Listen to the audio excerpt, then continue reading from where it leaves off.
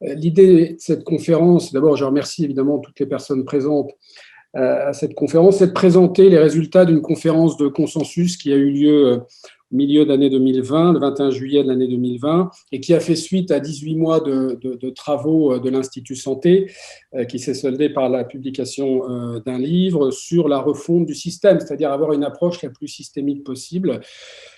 Sans jugement sur ce qui a été fait dans le passé, ce qui est fait sur le présent, hein, puisque c'est vraiment le choc de l'environnement, de cette évolution absolument radicale de l'environnement qui fait qu'il faut repenser le système de santé plus qu'un défaut structurel historique de ce système. Bon.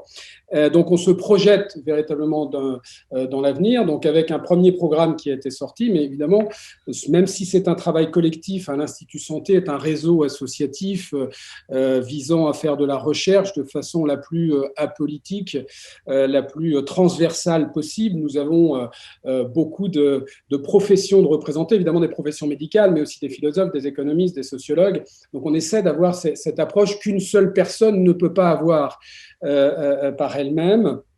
Et là, on est à une phase qui n'est pas totalement aboutie, mais qui est quand même relativement bien avancée et qui nous a semblé suffisamment, en tout cas, avancée pour essayer d'avoir un petit peu un échange avec les pouvoirs publics, avec les politiques qui dirigent le pays aujourd'hui et qui le dirigeront peut-être demain, dans un esprit un peu de conférence de consensus. C'est-à-dire qu'on veut essayer de voir un petit peu quels sont les axes qui semblent être acceptables et puis ceux sur lesquels il faut retravailler, puisque on est convaincu que quel que soit le pouvoir politique en place, on va réinventer un modèle de santé pour les 50 prochaines années. On ne va pas travailler pour le prochain quinquennat sur une réforme systémique de santé, ça n'aurait pas beaucoup de sens. Donc il faut essayer de trouver, comme en 1945, une plateforme qui soit consensuelle, qui réponde à l'ensemble des enjeux et qui redonne une place quelque part à l'ensemble des parties prenantes existantes, puisque ce qu'on cherche, ce n'est pas la révolution, hein, c'est de remettre un petit peu les choses en ordre. Souvent, inventer l'avenir, c'est repenser un petit peu le présent, le remettre en ordre, c'est ce qu'on a essayé de faire. Donc là, aujourd'hui, on va vous présenter une synthèse de la conférence de consensus. Nous allons faire réagir ensuite 7 parlementaires ou représentants des parlementaires. Donc, dans l'approche, je vous ai dit, l'Institut Santé, notamment transversal à la politique, nous avons proposé à l'ensemble des partis politiques d'y participer. Je les remercie puisqu'une majorité va donner un avis là. Et puis, donc, il y a un embargo sur le contenu jusqu'à 10 heures. Donc, après, on diffusera largement ce contenu, cette conférence, mais aussi le contenu de la synthèse de cette conférence de consensus, et on va organiser des conférences de consensus régionales pour essayer d'aller au plus proche du terrain et essayer de voir ce qui doit être un petit peu ajusté, corrigé, amendé, peut-être des nouvelles idées. En tout cas, aller encore plus loin. Et puis, on va faire une conférence numérique citoyenne, c'est-à-dire qu'on va mettre en ligne les différentes parties et proposer donc aux internautes d'apporter leur vision.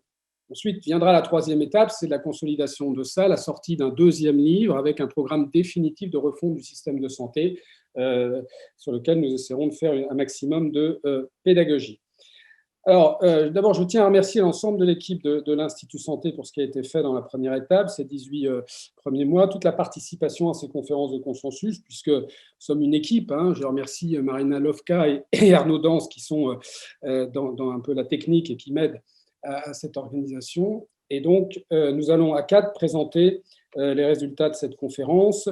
Je vais laisser la parole au professeur. Donc, 3 autres personnes sont le professeur René Friedman, que nous ne présentons plus, une sommité mondiale dans son domaine. Le deuxième sera Christophe Prudhomme, qui n'est pas membre de l'Institut Santé, mais qui nous a fait le plaisir et l'honneur de participer à la conférence de consensus, qui a probablement un des avis les plus éclairés sur l'avenir de l'hôpital public, et donc qui présentera les résultats de cette conférence concernant l'hôpital. Et nous aurons le professeur Olivier Saint-Lary, qui probablement représente le mieux l'avenir de la médecine générale, s'arrache beaucoup d'institutions et qui fait partie de l'Institut Santé, et depuis le début, qui nous fait le plaisir de nous accompagner, donc qui présentera les résultats sur la médecine de ville et sur l'avenir de la formation en général, qui est un élément assez essentiel.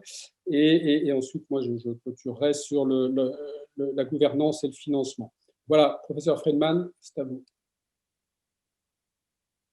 Donc, sur la refonte de l'organisation des 3 secteurs, comment structurer et piloter la santé à partir des territoires?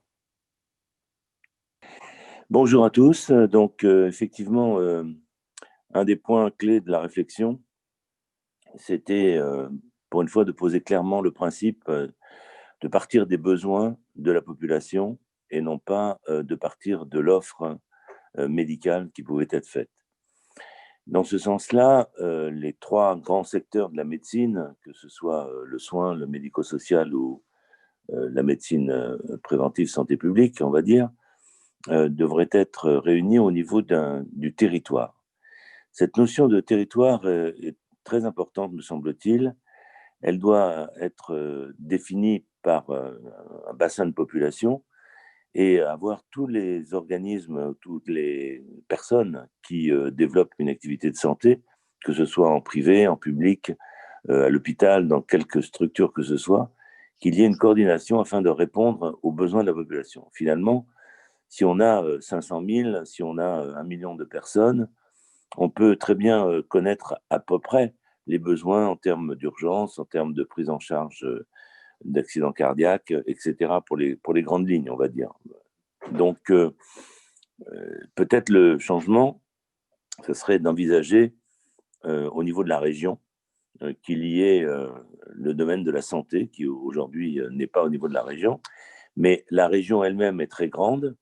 Il y a plusieurs millefeuilles entre les ARS, entre les futures régions, les départements. Il faut donc trouver une structure qui corresponde à une efficacité et non pas un millefeuille, mais qui, l'objectif, c'est vraiment de répondre aux besoins d'une population définie, qui tient compte aussi des moyens de locomotion, qui tient compte des facilités, parce que souvent, les définitions ne tiennent pas compte des autoroutes ou des possibilités de déplacement, puisqu'automatiquement, il y aura un déplacement dans un territoire. On ne peut pas tout avoir à ses pieds. Par contre, on peut avoir des relais, on peut avoir en tous les cas une coordination en face de soi. Donc cette notion de territoire de santé qui a été évoquée dans le plan gouvernemental précédent, mais qui est totalement succinct, au sens où il est volontaire pour faire une coordination sur un objectif donné, ici serait imposé au sens chaque médecin, où qu'il soit, fait partie d'un territoire de santé. Il est peut-être installé dans le cabinet, il est peut-être installé à l'hôpital, il est peut-être d'ailleurs peut-être les deux. Il est membre du territoire de santé, ce qui veut dire qu'il a une responsabilité d'offrir le maximum de soins à une population. Il n'est pas dans son quant à soi et uniquement dans son activité personnelle. Alors, bien sûr, dans la pratique, quand on fait la liste de tous les participants, c'est-à-dire aussi bien des médecins que des professions paramédicales, car encore une fois aujourd'hui, et vous le savez mieux que moi, d'habitude, un traitement peut avoir besoin d'une institution comme l'hôpital ou un centre de santé ou une clinique privée, mais souvent est précédé et souvent et se succède avec une prise en charge beaucoup plus ouverte, beaucoup plus ambulatoire. Et donc, c'est ce lien qu'il faut faire. Alors, ça voudrait dire que d'abord, cette notion qu'on a vue ces derniers jours, sur les GHT, par exemple, me semble complètement dépassée. Créer un bloc hospitalier, réunir des hôpitaux qui n'ont comme seule fonction que de pouvoir, soi-disant, il faudrait que ça soit démontré, améliorer la gestion hospitalière, crée une espèce d'entité à l'intérieur du territoire pour les patients, ça n'a pas de sens. Pour les patients, ils sont encore une fois à l'extérieur de l'hôpital, à l'intérieur de l'hôpital, à l'intérieur d'une clinique, à l'extérieur d'une clinique, et pris en charge par des kinés, pris en charge par des sages-femmes, selon.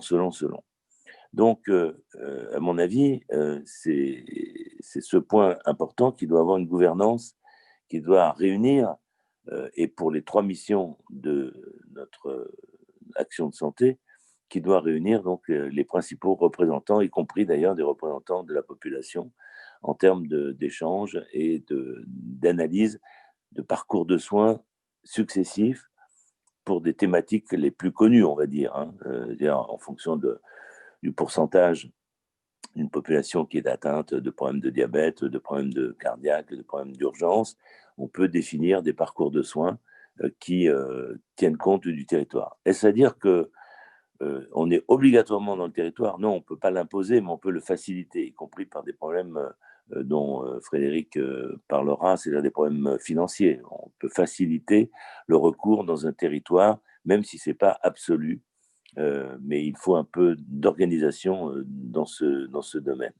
C'est aussi une façon de s'adresser aux déserts médicaux, aux fameux déserts médicaux, que de responsabiliser les médecins et le personnel sur une action de territoire et non pas venez à moi dans le bâtiment où je suis ou dans le cabinet où je suis, mais je suis là et je peux sortir, aller là où il y a besoin de moi à un moment donné, une alternance, une autorisation d'expérimentation dans ce domaine sur un territoire volontaire au départ, mais peut-être aussi sérieusement incité. Voilà un peu les principes un peu généraux, je dirais, de cette vision. Mais après, on peut voir que tout se décline en fonction de ce principe. C'est-à-dire que tous les problèmes, que ce soit le médico-social, que ce soit le problème du dossier partagé, que ce soit la coordination à l'intérieur même du fonctionnement hospitalier, tout dépend de cette structure générale qui proposerait donc de tenir compte des besoins et non pas de laisser une offre démesurée. Voilà un peu le principe général qui a été notre réflexion. Merci beaucoup, professeur Friedman, sur cet aspect absolument stratégique dans le nouveau modèle de santé qui est l'approche territoriale. Quelques mots sur le contrat thérapeutique qui est proposé. Ça vient essayer de résoudre un problème qui est lié à la gestion des parcours de soins, ça vient d'être évoqué, puisqu'on passe de risques courts à des risques longs. Nous sommes sur des pathologies chroniques qui ne demandent pas simplement un accès aux soins, mais qui demandent un accompagnement beaucoup plus global, à tenir compte de l'environnement socio-économique de la personne. On sait qu'il y a beaucoup d'inégalités sociales de santé dans ces parcours de soins parce que tout le monde n'a pas les mêmes capacités, pas simplement financières, mais de vie tout simplement. Donc, il y a une asymétrie d'information forte entre le médecin et le patient pour des pathologies qui sont souvent graves et difficiles à comprendre. Donc, ce contrat thérapeutique vise à optimiser l'alliance thérapeutique. Il serait mis en place donc, entre une équipe de coordination dans lequel il y aurait une équipe de coordination, c'est-à-dire probablement le médecin, l'infirmière et probablement le pharmacien, le patient et l'assurance santé. Quand on parle d'assurance santé, pensez assurance maladie, hein, mais comme cette assurance maladie doit devenir une assurance santé au sens large, pas simplement protéger de la maladie, mais aussi assurer la prévention, d'où le nom assurance santé, mais c'est bien l'assurance maladie que vous connaissez quand on parle d'assurance santé. Donc pour renforcer l'efficacité et l'efficience de la prise en charge des pathologies chroniques et créer les conditions d'une alliance thérapeutique optimale. Donc, ce contrat vise à mettre à disposition de chaque patient les ressources humaines, technologiques, financières et de services les mieux adaptés à leurs besoins et capacités dans le temps pour optimiser leur prise en charge médicale et sociale tout en maîtrisant les dépenses de santé. Évidemment, la maîtrise des dépenses de santé est un élément essentiel, mais il faut quand même savoir que lorsque vous maîtrisez les dépenses d'affection de longue durée, le mieux, c'est d'avoir le moins de patients chroniques, mais lorsque vous maîtrisez les dépenses des patients chroniques, vous maîtrisez 2/3 des dépenses publiques et 80% de la hausse de ces dépenses.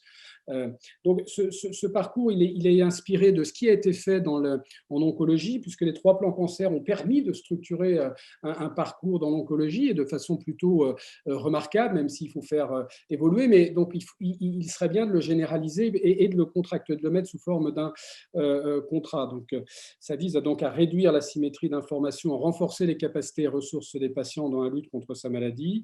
Donc, il contient quoi? Ça contient un protocole personnalisé du soin, donc là, inspiré du parcours d'oncologie, les droits et devoirs des patients, les informations essentielles sur la pathologie et les objectifs à atteindre au cours de la prise en charge. Le patient demeure libre du choix de son référent médical, toujours cette liberté de choix qui est une valeur cardinale qui est conservée, y compris dans cette mise en place d'un contrat pour la coordination, mais la contractualisation impliquant la mise en place de l'équipe de coordination est obligatoire pour obtenir le remboursement à 100%. Vous savez que quand on a un diagnostic de pathologie d'infection de longue durée, on rentre dans un secteur de remboursement à 100%, avec le médecin le demande à l'assurance maladie. Bien là, ça sera ce moment-là de l'entrée et de la réalisation de ce contrat. Des responsables de parcours de santé seront désignés pour aider les patients sans médecin traitant ou rebelles au respect du parcours. Il faut un accompagnement humain, et là, on est pleinement... On pourra écouter Patrick Négaret dire ce qu'il en pense, mais on est pleinement dans le rôle d'une caisse primaire d'assurance maladie. Ce n'est pas simplement de financer, mais d'apporter un accompagnement, des conseils pour les patients souffrant d'affections de longue durée. Évidemment, le numérique est absolument essentiel pour ça, et des assistants du numérique digitaux sont importants. Alors, je reviendrai sur le financement. On propose un financement aussi davantage personnalisé, avec un budget personnalisé des soins LD, visant vraiment à essayer d'adapter à la fois l'offre de services et de produits, mais aussi donc le financement qui va avec, parce que tout le monde n'a pas besoin forcément des mêmes services, même si on a bien conscience qu'il y a un traitement qui s'applique de façon assez uniforme à beaucoup, mais il y a beaucoup de services autour du traitement qui peuvent être apportés pour optimiser la prise en charge du parcours. Évidemment, une évaluation du parcours est réalisée chaque année à partir des données médicales, sociales et financières, tout en prenant en compte des données de satisfaction des patients et des professionnels de santé recueillis régulièrement par le data manager. Voilà donc ce point sur les contrats thérapeutiques. Je laisse donc le docteur Prudhomme. Je ne l'ai pas dit, mais tout le monde le connaît, il est porte-parole des médecins de l'association des médecins urgentistes. À vous, docteur Prudhomme. Merci Frédéric. Je vais poursuivre sur les éléments que donnait René Friedman, à savoir le territoire avec une offre de santé coordonnée. C'est-à-dire qu'on le voit bien, cette notion de territoire, dans la période actuelle, a mis en évidence les très fortes inégalités. Il n'est pas anodin que les zones les plus touchées par l'épidémie soient la région de Saint-Étienne, mon département, la Seine-Saint-Denis, ou le Nord et Roubaix-Tourcoing en particulier. C'est-à-dire qu'on voit bien qu'il y a la nécessité d'analyser les besoins territoire par territoire, et d'un territoire à l'autre, les besoins ne sont pas les mêmes. Donc, l'application d'une politique venue d'en haut en termes d'offres de santé ne paraît pas adaptée. On l'a vu, toutes les mesures qui ont été prises ces dernières années n'ont pas du tout réglé ce problème d'inégalité territoriale, voire les ont même renforcés. Donc la question du territoire, c'est bien sûr l'hôpital, mais ce n'est pas que l'hôpital. On ne peut pas traiter, on voit bien, d'un côté l'hôpital, de l'autre côté l'offre de soins de ville, et puis dans un troisième tuyau, le médico-social, et en particulier les EHPAD. Dans le territoire, cette offre de soins doit être intégrée. Bien sûr, l'hôpital a un rôle pivot, mais un hôpital de territoire, effectivement, comme le disait René Friedman, ces GHT avec des territoires qui n'ont aucune réalité pour la population. Si on prend la région Auvergne, c'est la région elle-même qui est un territoire de santé. Enfin bon, bref, c'est complètement inadapté. Donc, il y a cette nécessité de réfléchir à une offre de soins coordonnée et non pas en tuyau d'orgue entre d'un côté la ville, de l'autre côté l'hôpital et dans un troisième tuyau, le médico-social. Donc, ça veut dire une autre approche au niveau des professionnels de santé et de leur modalité d'exercice, l'exercice partagé, ville-hôpital, ville médico-sociale, hôpital médico-social, c'est l'avenir. C'est l'avenir, d'une part, pour pouvoir mieux gérer donc les problèmes de démographie qui aujourd'hui sont ceux qui génèrent une évolution de l'offre de soins. On voit bien, on ferme des structures parce que, soi-disant, il n'y a pas les professionnels de santé pour la maintenir alors que les besoins sont là. Donc, ça veut dire qu'on est aussi au niveau du territoire un peu plus de démocratie qu'aujourd'hui. Il n'est pas possible de rester avec une gouvernance hospitalière qui est donc très centré sur les directeurs de l'hôpital, assisté par le président de la commission médicale d'établissement, mais en fait a peu de pouvoir. On voit bien quand il y a des conflits, c'est toujours le directeur qui tranche. Et donc, il y a nécessité de revenir à une démocratie locale qui intègre eh bien, la population et avec ses représentants légitimes que sont les élus. Donc, nous n'avons pas tranché, mais il est clair que la question du retour à un conseil d'administration de plein droit, y compris qui ait un droit de veto sur les deux éléments majeurs d'organisation sanitaire que sont le projet de santé territoriale, le projet d'établissement et les budgets, permettrait effectivement d'avancer sur cette question de démocratie locale. En ce qui concerne l'organisation elle-même de l'hôpital, il est clair qu'on a besoin d'une plus grande mobilité, une ressource rare que sont les médecins. Je l'ai déjà évoqué, mais ce que recherchent aujourd'hui les jeunes, ce sont des activités diversifiées. Des activités diversifiées qui peuvent mixer effectivement la ville et l'hôpital avec d'autres modes de rémunération que les modes de rémunération que l'on a actuellement. Parce que, et ça ne concerne pas que les médecins, on a un problème aujourd'hui d'attractivité majeur et une désaffection qui est liée à la pénibilité du travail, en particulier dans les secteurs qui sont les secteurs de la permanence des soins, c'est-à-dire ceux dans lesquels eh bien, la charge de travail se répartit de manière assez homogène, voire même avec une inversion, hein, c'est-à-dire qu'il y a souvent plus de travail la nuit ou le week-end. Quand on est dans des secteurs comme la permanence des soins, on voit la problématique que pose le travail dans les réanimations aujourd'hui.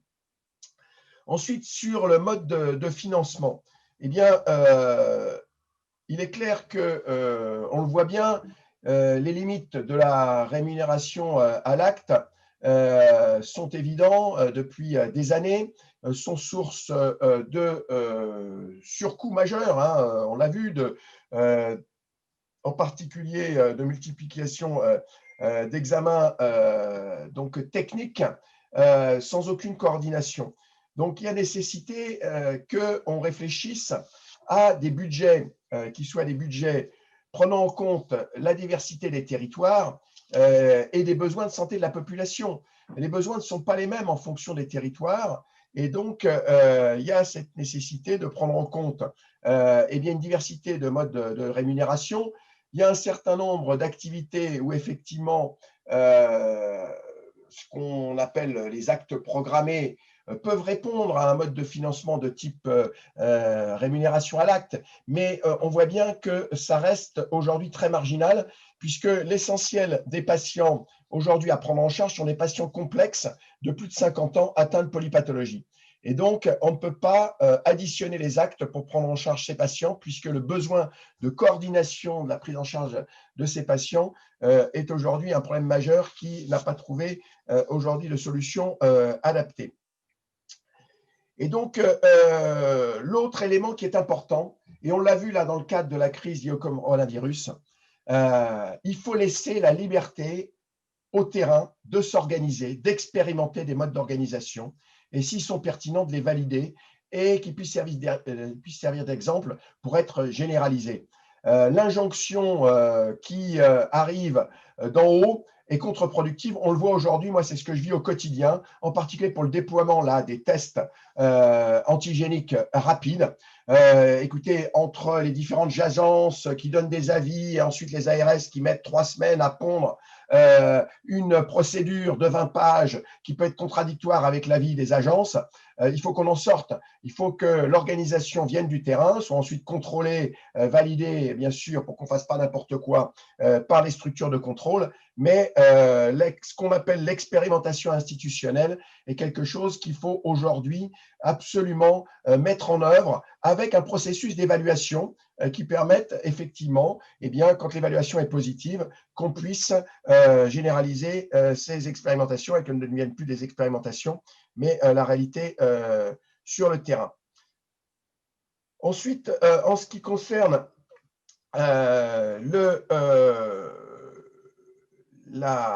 le financement global de l'ensemble du système de santé, c'est la même chose.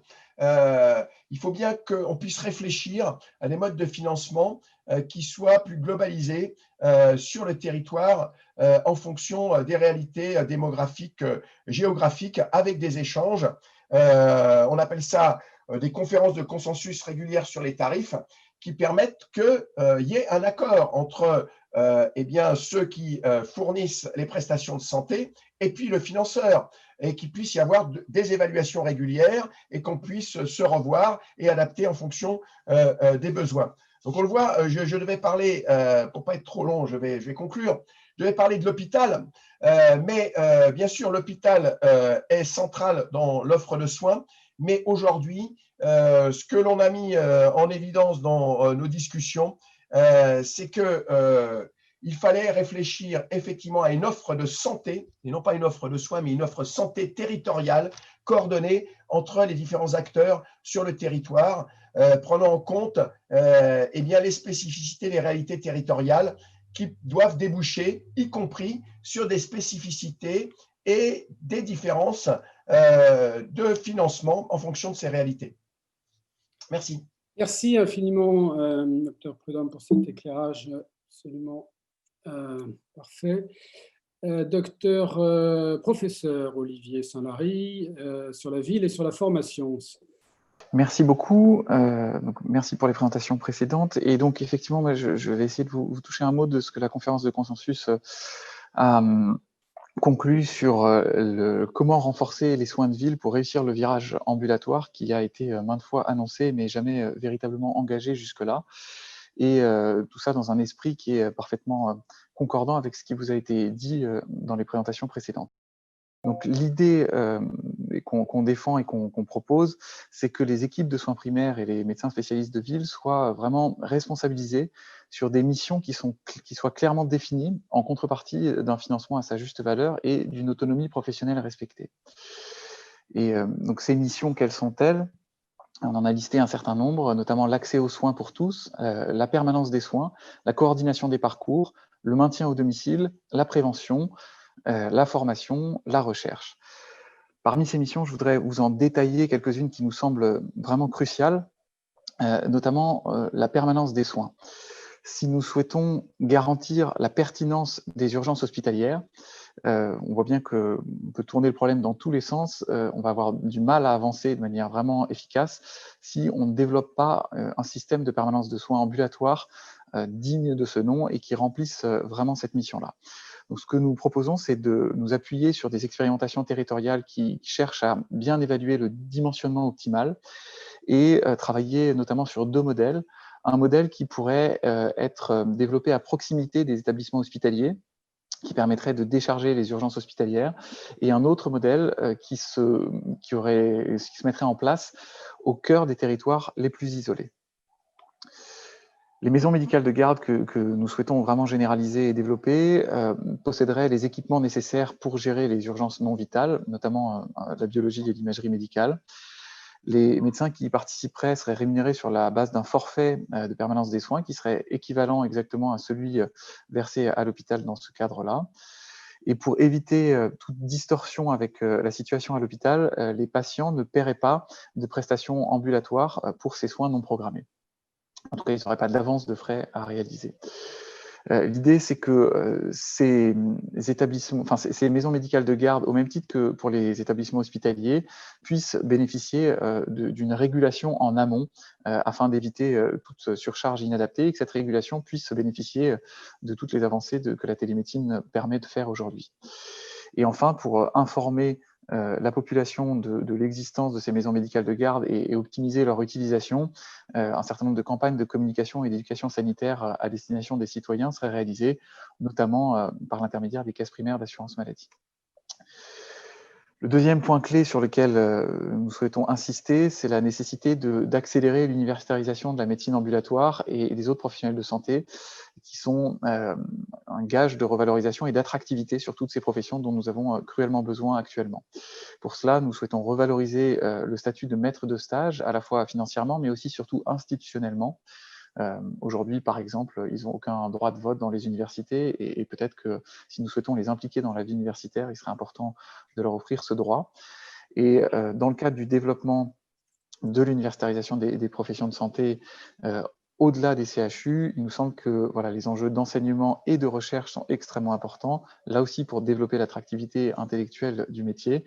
Et pour cela, nous proposons le développement d'un programme ambulatoire de recherche clinique, au même titre qu'il existe un programme hospitalier de recherche clinique. Et nous souhaitons également que se développe un recueil de données en continu, de données de santé sur fonds publics, afin de garantir la qualité des données et de la recherche qui pourrait se faire en ambulatoire, au-delà de ce que pourrait présenter un certain nombre d'officines privées aujourd'hui.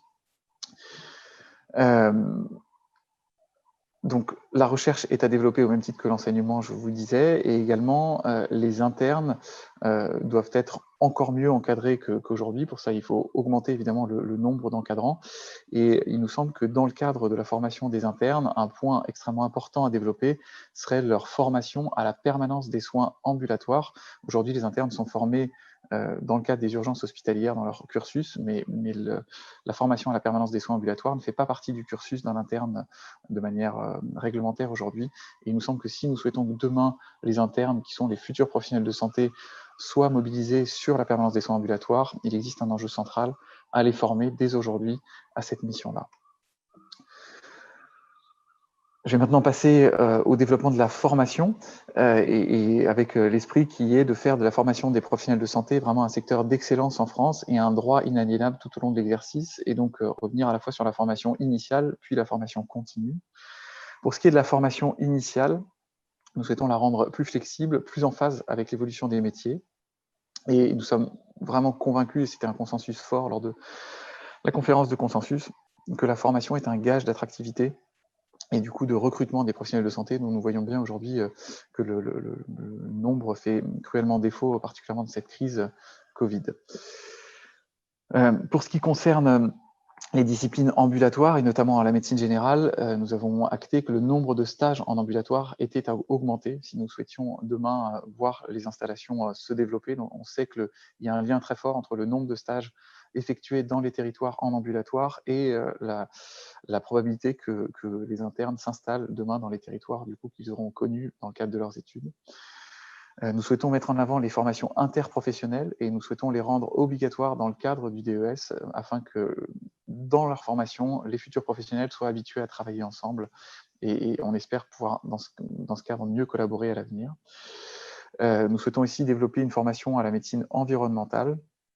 Et enfin, pour développer le nombre de stages en ambulatoire, nous souhaitons que dans le DES de médecine générale puisse bénéficier d'une 4e année, donc une phase de consolidation qui, pour l'instant, cette phase de consolidation existe dans toutes les autres disciplines, pas encore en médecine générale. Il nous semble que c'est un levier majeur pour permettre une meilleure formation et une plus grande installation dans les territoires demain. Ça ne veut pas forcément dire augmenter la durée des études médicales, parce que nous sommes tous convenus que dans les premiers cycles des études médicales, un certain nombre de cours étaient peut-être pas absolument nécessaires et nous pourrions réfléchir ensemble à raccourcir d'une année les premiers cycles, mais par contre développer la professionnalisation sur une 4e année d'internat qui aurait vraiment vocation à ancrer les futurs professionnels dans un projet de soins et dans un projet d'installation. Concernant la formation initiale sur les autres professions médicales, il nous semble extrêmement important d'enclencher, j'allais dire, en tout cas d'accélérer la dynamique universitaire d'un certain nombre de professions paramédicales, notamment les sciences infirmières. Et enfin, nous souhaiterions élargir le contrat d'engagement de service public à d'autres professions. Vous savez qu'aujourd'hui, il est réservé aux médecins et aux dentistes. Et il nous semble que ce contrat vertueux est à largement développer, afin là aussi de garantir une meilleure couverture sur l'ensemble du territoire. Concernant la formation continue, le point d'orgue est bien de rappeler qu'il s'agit d'un droit inaliénable pour tout professionnel de santé, qu'une simplification administrative est absolument attendue et pour cela, nous souhaitons mettre en place la possibilité d'une inscription à une formation de qualité au travers d'un guichet numérique unique. La formation, comme je disais, doit être de qualité. Il conviendra à l'avenir mieux évaluer le contenu, car il existe, il ne faut pas se le cacher, quelques opérateurs qui offrent des programmes dont la qualité et peut être discuté. Et donc, il conviendra vraiment de mettre en place des procédures peut-être encore plus rigoureuses pour améliorer le contenu de toutes ces formations. Et le point central sur cette formation continue, qui est aussi la question de son financement. Et il nous semble qu'il serait légitime que l'industrie pharmaceutique puisse financer ces programmes de développement continu, mais pas directement auprès des professionnels, mais au travers d'un fonds dédié à cet objet qui garantisse l'indépendance professionnelle des soignants vis-à-vis de l'industrie et qui leur permette également de pouvoir se former. Et enfin, l'accréditation des spécialités à risque serait généralisée au service public via un financement par l'assurance santé. Je vous remercie pour votre attention. Merci beaucoup, professeur Saint-Lary. 5 minutes pour vous présenter 3 thèmes. On va aller assez vite avant de laisser réagir et de laisser le débat parler. On ne va pas parler aujourd'hui de médico-social et de produits de santé, non pas que ce ne soit pas important, mais c'est parce qu'on n'a pas eu le temps sur les 8 heures de la réunion de conférence de consensus de l'aborder avec suffisamment de détails. Donc, on ne se permet pas ici de présenter quelque chose qui peut-être faisait consensus, mais on n'a pas eu le temps d'aller assez loin, mais vous verrez quelques idées qui ont été mises sur le document. Alors, la refonte de la santé publique en France et la construction de l'Europe de la santé publique. Vous avez compris à travers un petit peu cette territorialisation et ce qui était dit, c'est-à-dire que plutôt que de partir du soin, on part des besoins de santé et donc de la santé publique, de la protection de la population au sens large. Et pour ça, on le voit avec la crise sanitaire, on pense qu'il faut faire de la santé publique une fonction régalienne de l'État. On voit bien que l'état de santé, c'est la première des libertés et des sécurités. Et lorsqu'on ne l'a plus, eh bien, on perd cette liberté, cette sécurité de la population. Et probablement une composante essentielle de l'avenir de l'Europe, parce qu'il y a une partie de cette santé publique qui ignore les frontières et donc qui a plutôt intérêt à se faire à l'échelle européenne. Donc pour ça, on a un État qui est très présent dans les soins, mais finalement qui est assez peu stratège et assez faible dans cette définition d'une stratégie en santé publique. Donc on pense qu'il faut le renforcer en instaurant une loi de programmation sanitaire à 5 ans qui planifie les objectifs prioritaires et les allocations de ressources dédiées à la santé publique. Il faut sortir de cette logique annuelle de projet de loi de financement de sécurité sociale avec un parallèle que l'on peut faire un petit peu avec ce qui se passe avec la défense.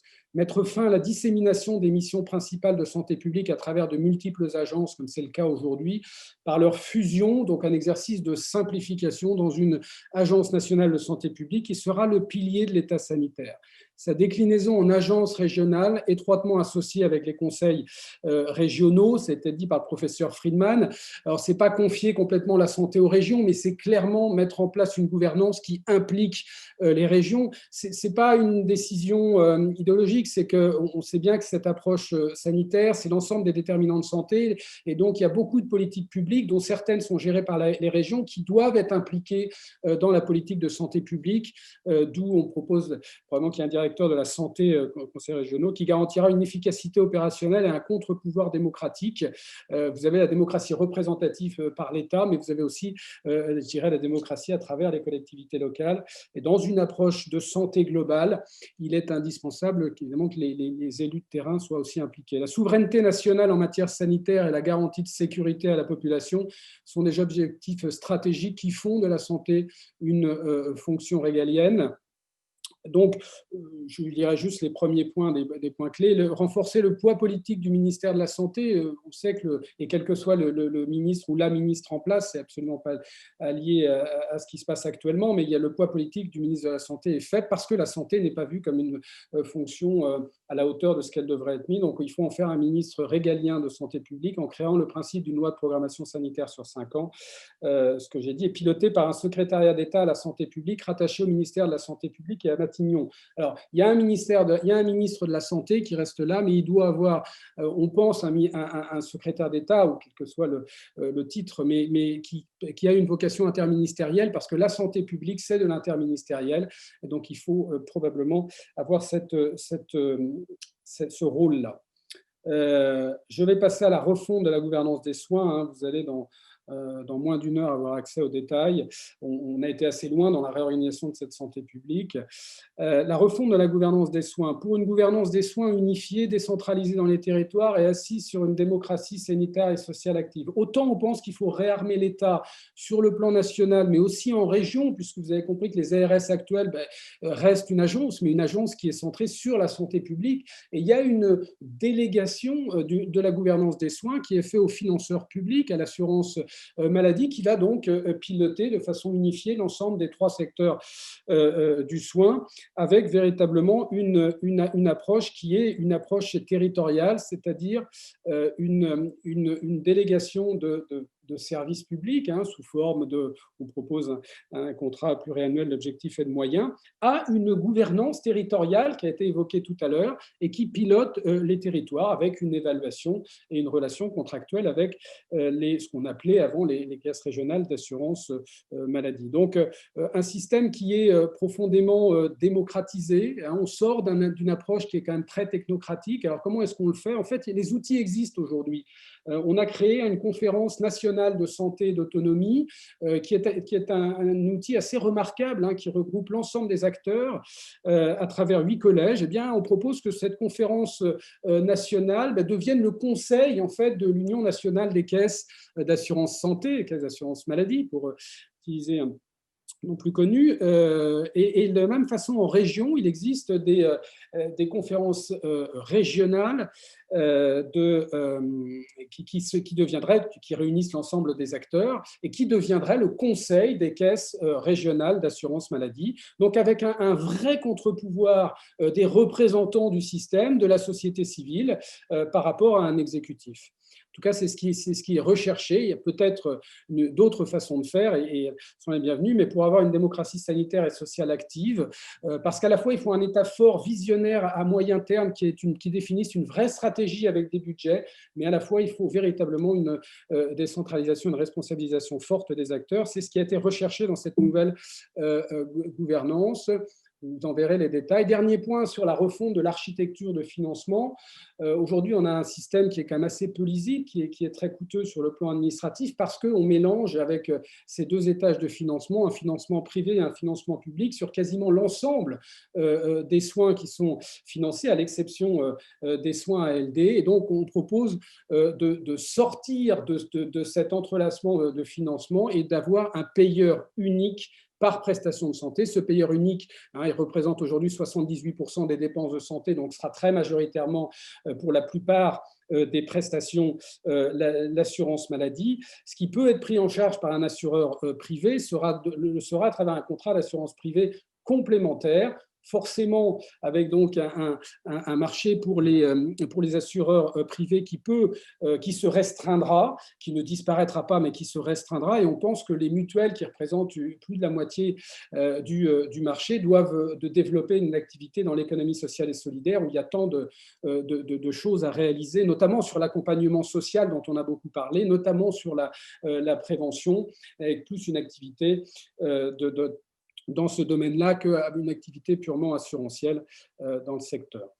Voilà, je vous verrai le détail de ça. Donc, je viens juste, si on reprend un petit peu des points clés en conclusion, partir des besoins des individus et de la population, être à l'échelle d'un territoire de santé, un patient affection de longue durée qui est pilote de son parcours de santé, de soins. D'ailleurs, un hôpital intégré dans son territoire et dans un parcours patient.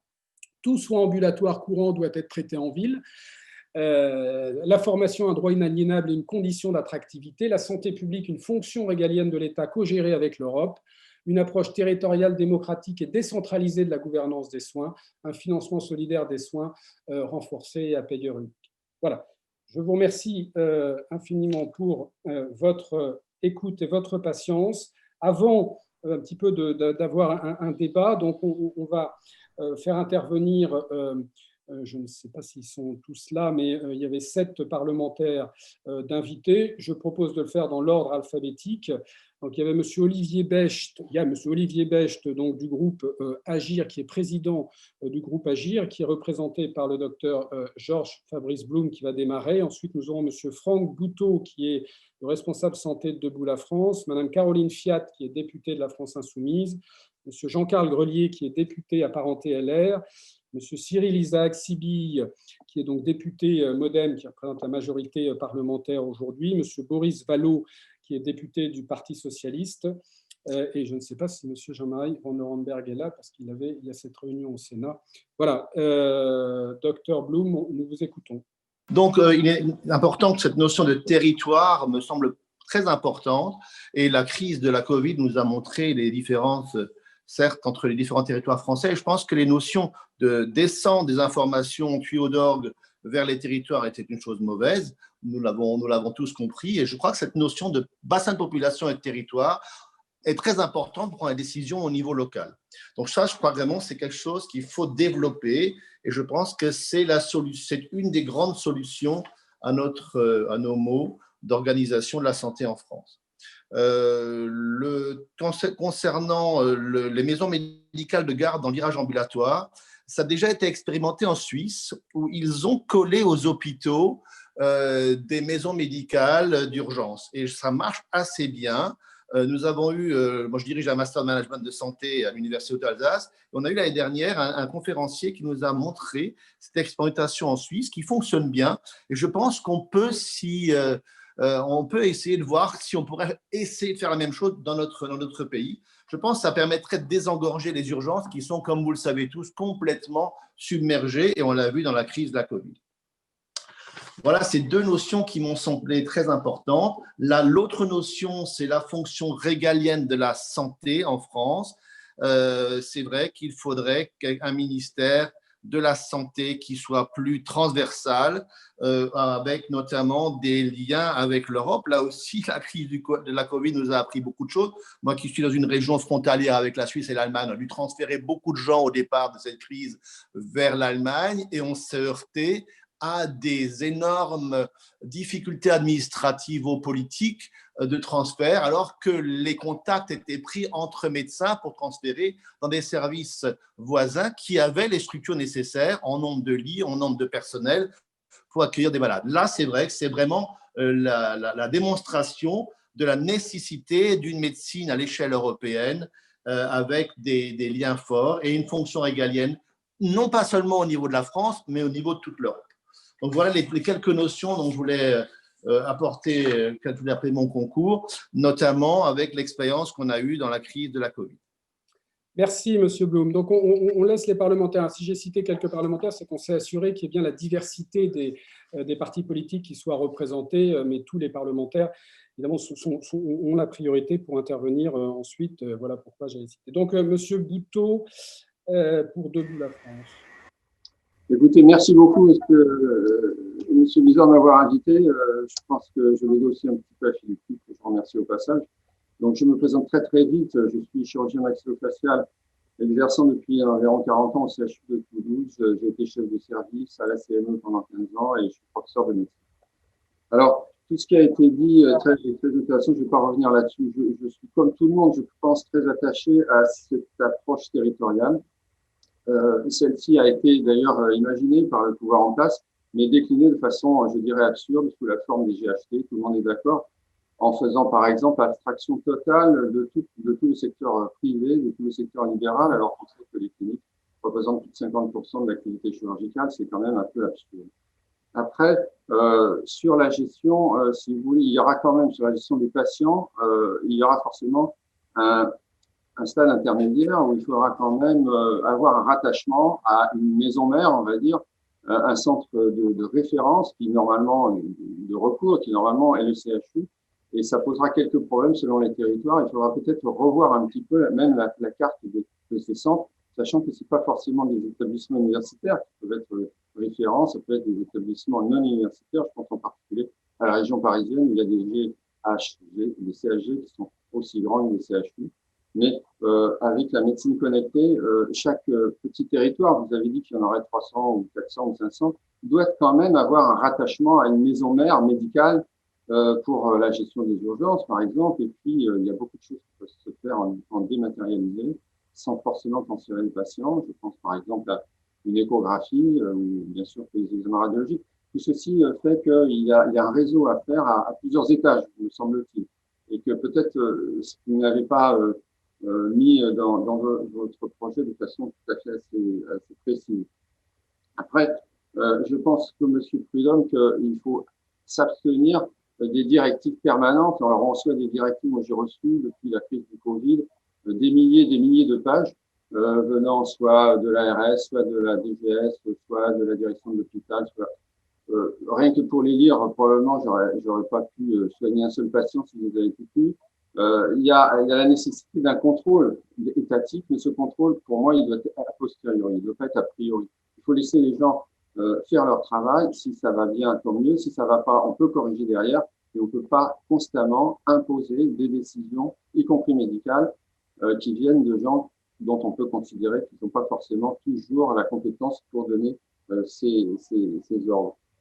Ensuite, j'ai beaucoup apprécié l'intervention du professeur Salary parce que je suis, comme lui, tout à fait conscient que la formation initiale peut encore être améliorée et effectivement qu'elle doit être déclinée. Et je pense que l'idée de valence universitaire variable est très intéressante, doit être développée avec l'université doit aller dans les territoires, ça fait pas longtemps.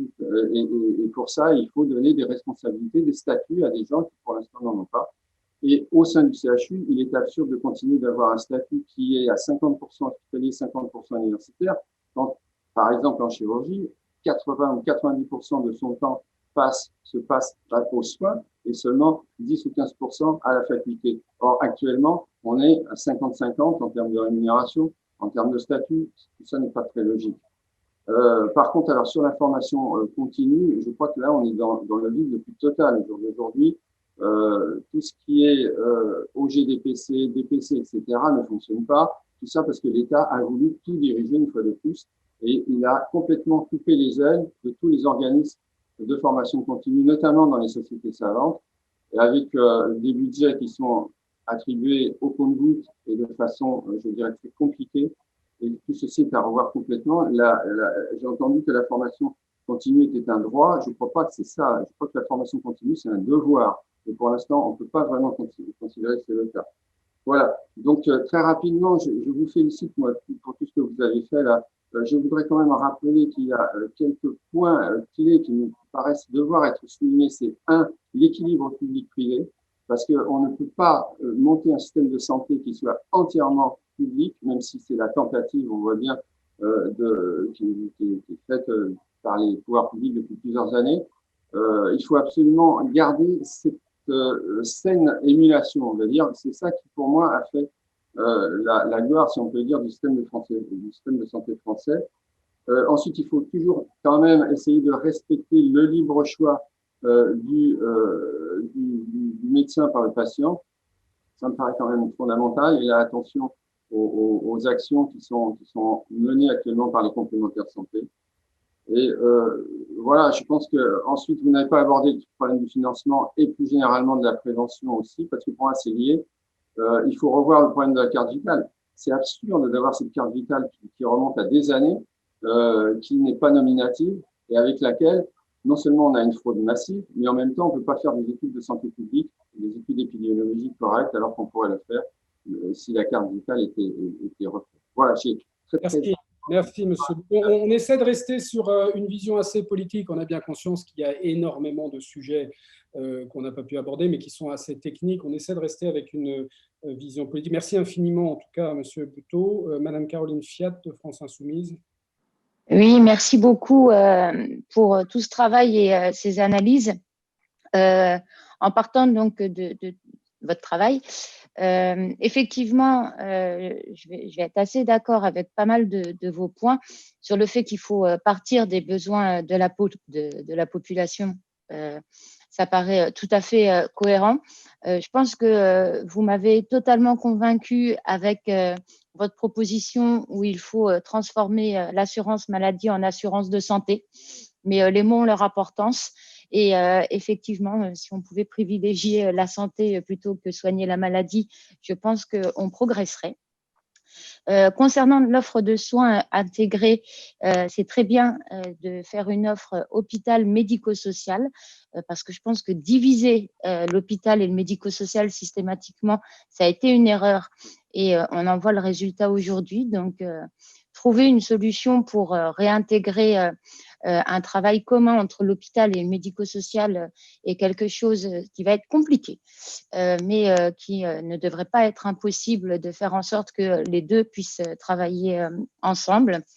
Alors, quelques points sur lesquels j'ai pas des difficultés, mais c'est sur la grande mobilité des médecins et les activités diversifiées. Alors moi, je suis pas médecin, je suis aide-soignante, hein, c'est pour ça que j'ai peut-être une vision différente. Je pense qu'il faut une grande mobilité des soignants et une activité diversifiée des soignants et pas que des médecins. Parce que la durée de vie d'une infirmière diplômée d'État, c'est 6 ans. Et là, j'ai remis de nouveau la tunique et je peux vous dire que quand une infirmière choisit d'être infirmière pour travailler dans un service de médecine et que vous l'avez mise en réa chir et qu'après, pendant 6 ans, vous lui demandez de travailler en chirurgie parce que vous ne lui avez pas demandé son avis, et ben, au bout de 6 ans, elle va partir parce que de toute manière, elle voulait travailler en médecine. Et pareil pour les aides-soignantes. Et donc ça, c'est quand même quelque chose d'important. Donc, pour la mobilité et les activités diversifiées, c'est pour tout le personnel soignant et pas uniquement des médecins, mais je sais que vous étiez limité en temps. Pour le financement à l'acte, effectivement, il faut vraiment que ça se termine et on le voit tous que pour gagner un peu d'argent, on fait faire des examens supplémentaires et en plus, généralement, c'est les soignants derrière qui se retrouvent à préparer les patients pour faire des actes qu'on trouve inutiles. Pour laisser la liberté, c'est Dr Prudhomme qui a fait la remarque, et ça, c'est quand même très important. Effectivement, au mois de mars, on s'est rendu compte que ce qui a fonctionné, c'est le fait que c'est le terrain qui s'est organisé. Et on s'est rendu compte que c'est le terrain, c'est les soignants, c'est l'équipe pluridisciplinaire, et ça, j'aime bien le dire, c'est pas que les médecins qui savent. C'est l'équipe pluridisciplinaire qui, autour d'un sujet, discute et savent très vite s'organiser quand il y a urgence. Et il faut faire confiance à ceux qui sont sur le terrain, à ceux qui savent s'organiser et qui savent faire remonter les informations. Et non, il n'y a pas eu d'abus. Quand les vannes ont été ouvertes, il n'y a pas eu de commande d'IRM, d'appareil, je parle. Il fallait du matériel, on en a commandé, il n'y a pas eu d'abus, ça fonctionne. Et quand ça monte plutôt que ça ne descend, ça fonctionne très bien. Donc, il faut réussir à mettre ça en place et il n'y a pas besoin d'inventer un fonctionnement parce qu'on a vu qu'en cas d'urgence, ça a fonctionné très bien. Et alors, 2 points très importants, prévention, l'éducation sanitaire sur les territoires par les CPAM, je valide. Formation des personnels. Alors, vous parliez de qualité, je suis tout à fait d'accord, mais il va falloir trouver le temps aussi au personnel de se former, parce que là, ce qui pêche généralement, c'est pas de trouver l'organisme de formation, c'est pas de trouver les financements, quoique, mais c'est de trouver le temps au personnel. J'ai vu qu'ils n'ont pas de collègues, généralement, on n'envoie pas en formation parce qu'il n'y a pas de collègues pour remplacer le temps de la formation. L'idée que ce soit les industries pharmaceutiques qui financent, je suis totalement d'accord, surtout via les caisses de sécurité sociale pour maintenir une indépendance. Et concernant, alors j'ai appelé ça un PLFSS à 5 ans, je valide aussi. Désolée d'avoir été un peu longue. Non, je vous en prie, merci infiniment pour cette double vision à la fois de terrain et politique. Jean-Carl Grelier. Oui, bonjour à tous et à chacun. Je voudrais saluer mes collègues parlementaires, saluer également tous les contributeurs. Moi, en premier lieu, je voudrais vous dire que je suis admiratif du travail qui a été réalisé par l'Institut Santé, par son président, par tous ceux qui ont contribué à alimenter ce débat. Parce qu'il y a très longtemps que dans ce pays, on s'interdit de réfléchir sur la santé et on s'interdit d'avoir des idées un peu nouvelles et un peu innovantes. On se contente depuis des lustres de reproduire les schémas existants et ça donne satisfaction finalement à personne, si ce n'est à ceux qui sont à l'origine de ce type de démarche. Donc, vous avez le mérite d'avoir lancé ces innovations et je voudrais le saluer parce que c'est une fois encore pas si fréquent. Depuis que je suis parlementaire et que moi qui ne suis pas professionnel de santé, j'ai l'audace de m'intéresser à cette question. J'ai constaté à de nombreuses reprises que dans tous les colloques auxquels on peut assister, finalement, les discours sont souvent identiques et redondants. Vous apportez et vous portez une voix qui est un peu différente et qui est surtout empreinte d'une vraie recherche et d'un vrai dialogue. Tout ça me paraît extrêmement intéressant. La deuxième chose qui me paraît intéressante dans ce que vous nous avez présenté, c'est que vous faites appel à l'intelligence collective. Et finalement, On n'a pas, dans cette crise de la Covid-19, suffisamment fait appel à cette intelligence collective. On a cru, comme chaque fois, que les injonctions venues d'en haut et depuis le ministère de la Santé pouvaient suffire à prendre en charge les choses. On s'est rendu compte qu'il y avait dans nos établissements d'hospitalisation, sur le terrain, une force d'ingéniosité, de créativité, de capacité à s'adapter à des situations, y compris des situations de crise, et qui méritaient d'être mises en avant et qui sont génératrices d'idées qui sont extrêmement intéressantes pour la suite. Je voudrais moi aussi revenir sur votre dimension politique. Je le dis, je l'ai écrit dans de nombreux rapports parlementaires et y compris dans un essai publié en début d'année. Je crois que tant qu'on n'aura pas effectivement compris que la santé est sans doute le premier des sujets politiques, parce que c'est celui qui est le plus transversal et qui concerne tous nos concitoyens de la néonatalité jusqu'à la fin de vie, on n'aura rien compris à ce qu'est le monde de la santé. Tant qu'on aura effectivement un ministère de la santé que l'on réserve à des techniciens et dont on exclut les politiques parce que vraisemblablement on est encore un peu terrorisé par l'affaire du sang contaminé et qu'on se dit qu'un professeur de médecine à la tête de Ségur, c'est quand même plus rassurant que d'avoir un pur produit politique, je pense qu'on commet une erreur monumentale. Moi, je suis intimement persuadé que, compte tenu de la crise, et même sans la crise de la Covid-19, la santé sera vraisemblablement un sujet majeur de la prochaine élection présidentielle, et j'espère que celui ou celle qui sera notre prochain président de la République, eh bien, le prendra en considération et donnera à la santé la place qui doit être la sienne, parce que ce qui tue pour partie notre système de santé, c'est qu'elle est administrée par les mêmes depuis 25 ans, qui se baladent d'un poste à l'autre, d'une fonction à l'autre à l'intérieur de l'administration du ministère de la Santé, et que c'est ça aussi qui empêche qu'on réfléchisse et qui empêche qu'on innove. J'aime beaucoup dans ce que vous avez présenté tout ce qui va dans le sens de la décentralisation. Effectivement, décentraliser les gouvernances, les rapprocher du terrain, favoriser chaque fois que c'est possible un climat de confiance, l'idée d'une contractualisation entre l'administration et les professionnels de santé à l'intérieur des hôpitaux pour qu'à un moment donné, les projets soient partagés, qu'ils soient communs, qu'ils soient contractualisés et qu'ils fassent l'objet d'un consensus aussi large que possible, me paraît être une excellente idée. Je pense même que sur la décentralisation et la gouvernance décentralisée, on pourrait aller plus loin. On a vu dans le cadre de la Covid que les régions, les départements, les régions peut-être pour le sanitaire et les départements pour le médico-social, sont tout à fait disposés à participer, y compris financièrement. Et donc, on pourrait imaginer, on a déjà des contrats de plan État-région, il y a possibilité à l'intérieur de ces enveloppes d'avoir un volet médical ou sanitaire. Peut-être qu'on pourrait créer des contrats de plan État-région qui prendrait totalement en compte la dimension sanitaire et la dimension médico-sociale, qui permettrait d'associer les collectivités locales, régions, départements et le bloc communal dans le financement de nos établissements, notamment au travers de leurs investissements pour l'achat de matériel important, pour l'agrandissement des bâtiments, pour la rénovation des locaux. Ce sont des sources de financement dont l'État aurait tort de se priver à un moment où les déficits de l'assurance maladie font que, en cette année 2020, toutes les vannes ont été ouvertes, mais compte tenu du niveau d'endettement qui va être celui de l'assurance maladie à partir de l'année prochaine, on sait que pendant au moins 20 ans, il n'y aura pas un sou de disponible pour quoi que ce soit dans notre système de santé. Et puis le dernier point sur lequel je voudrais insister, parce qu'à mon avis, vous avez là aussi raison de le souligner, il apparaît à plusieurs endroits dans vos propositions, c'est le terme de confiance. Moi, je crois que dans un État mature, on doit passer de la loi au contrat, on doit passer de l'injonction à la contractualisation, et que tout ça ne peut se faire que dans un climat de confiance. Or, on a aujourd'hui une organisation de notre système de santé qui ne prend pas du tout en considération la confiance. On est dans une défiance permanente où les autorités de l'État passent leur temps à aller contrôler, inspecter ce qui est fait sur le terrain.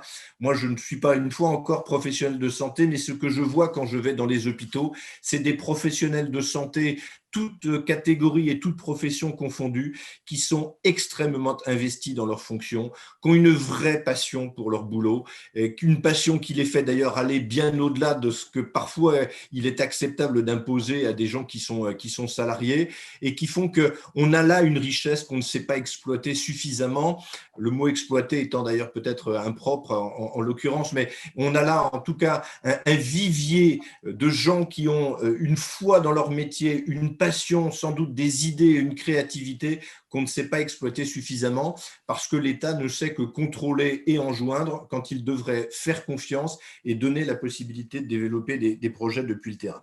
Et puis le dernier point sur lequel je veux insister, il n'apparaît pas dans votre étude, mais je sais qu'il est sous-jacent dans un certain nombre de vos réflexions, c'est celui du financement de notre système de santé.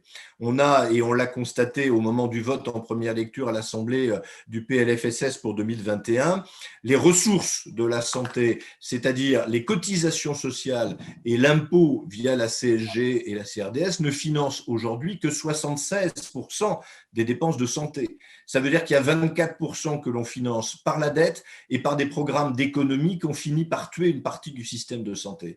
Donc il est à mes yeux urgent de mettre en parallèle d'une loi de programmation en santé. Vous voyez, j'ai pondu la même loi de programmation, elle est déposée sur le bureau de l'Assemblée nationale depuis septembre dernier. Moi aussi, je pense qu'une loi de programmation est nécessaire, mais elle doit s'accompagner d'une réforme de notre système de financement de la santé. Il faut aujourd'hui tout mettre à plat et il faut dire ce que l'on veut faire.